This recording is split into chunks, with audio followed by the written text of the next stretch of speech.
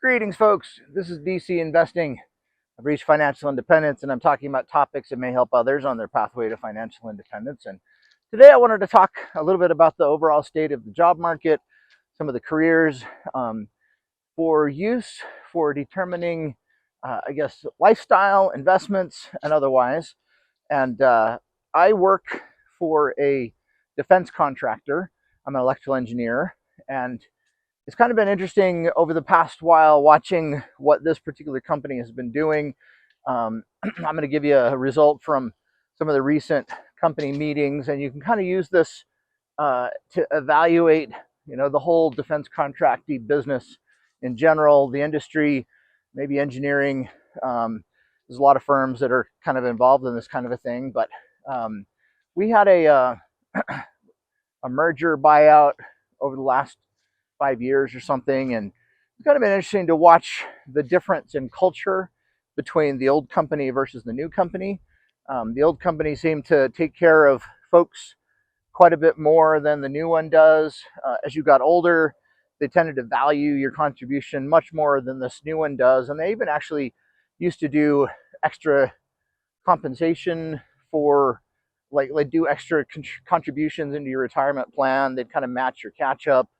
Um, do some other things, and they'd give you more vacation. I think if you worked more than 20 years, you got a fifth week of vacation.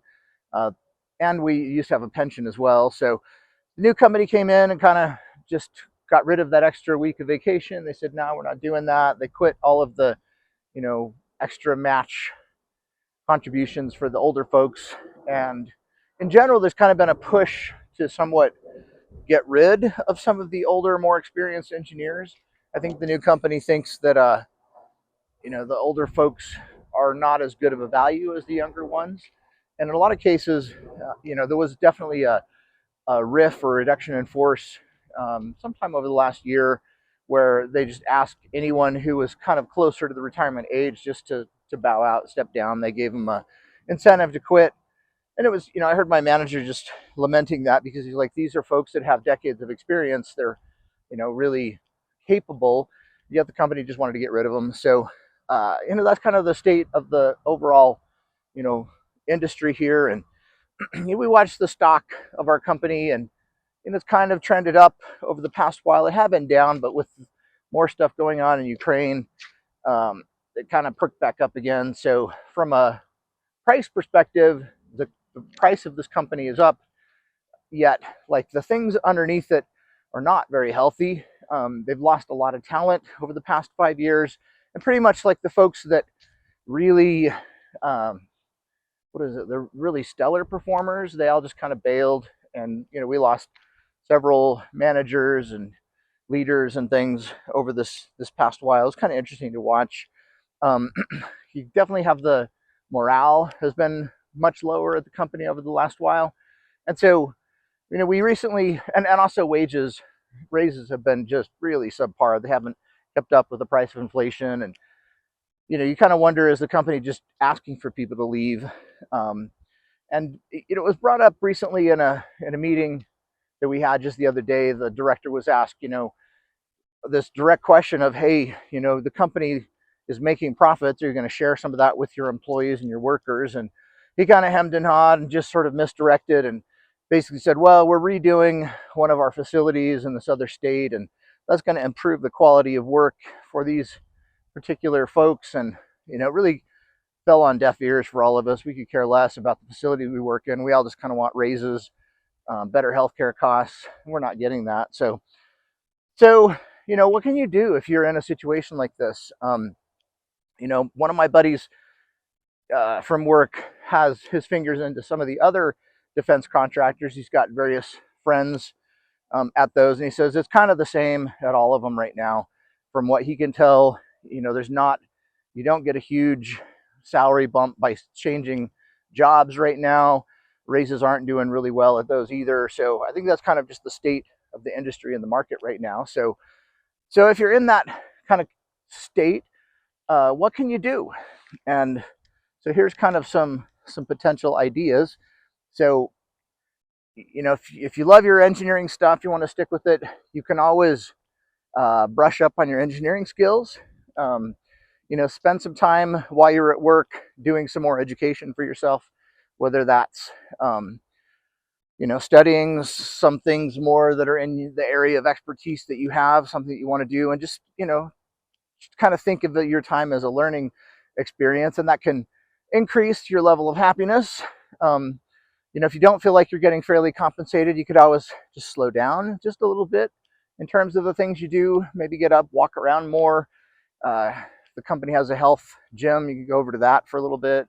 You can always go chat with your buddies a little bit more.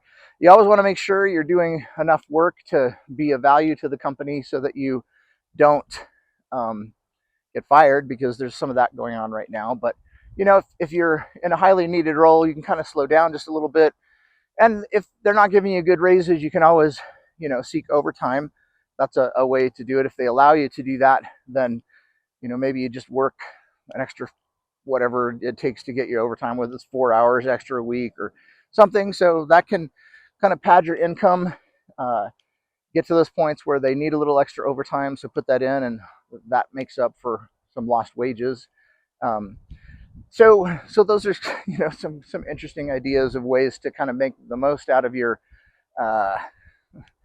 low wages. It's concerning because like the lack of raises compound year after year. So if you kind of get a subpar raise, like something like 2%, when inflation's at 3%, basically you're making less the next year than you were before, and that raise is going to stick in your salary. If you're going to be at this company for decades, it's just going to compound. So some other things you can do, you can always, my recommendation, so we had a round of layoffs at my company about a decade ago, and I could see that the company didn't value, the workers like you maybe thought you could, or they should. And so the idea was like, I realized my job could go anytime.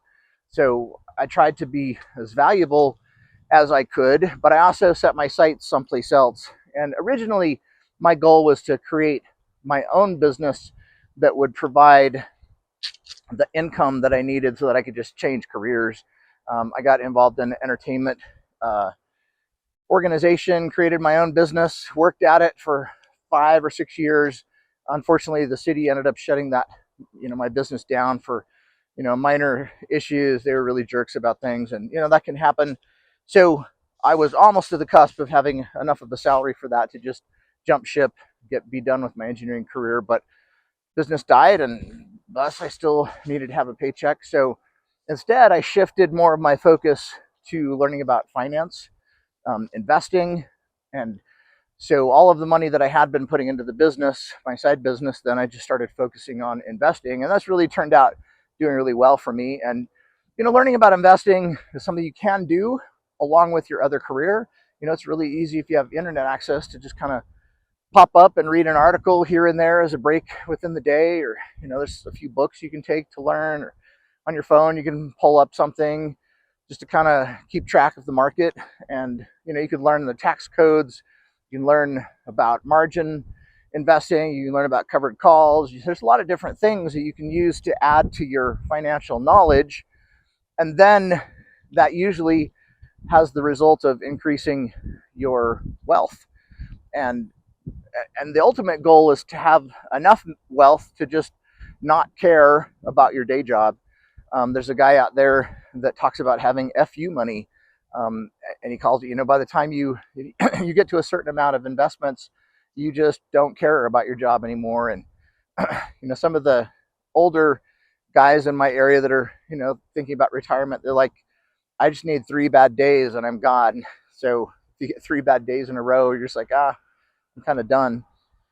So that's something you can do. One thing that I did as I started to get, I focused on this finance stuff, really had some good results, some good returns. And I got to a point where I realized I don't need my job anymore.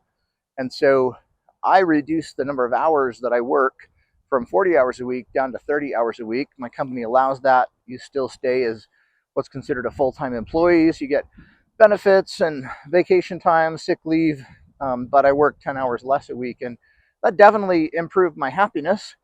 And it's kind of interesting. That's one of the results from the culture at this company. They haven't really taken good care of the engineers recently. So, you know, my company makes money off of my labor, because whenever I charge to a program, they double the amount, and that's what they charge to the program. So me reducing my hours by 10 hours a week basically reduces their income by that same 10 hours a week. So that's kind of one of my things that I've done, just to sort of, oh, what is it? Say, I'm not happy with what you're doing, so I'm going to focus elsewhere in my life. And I've actually used that extra day a week to do some extra work.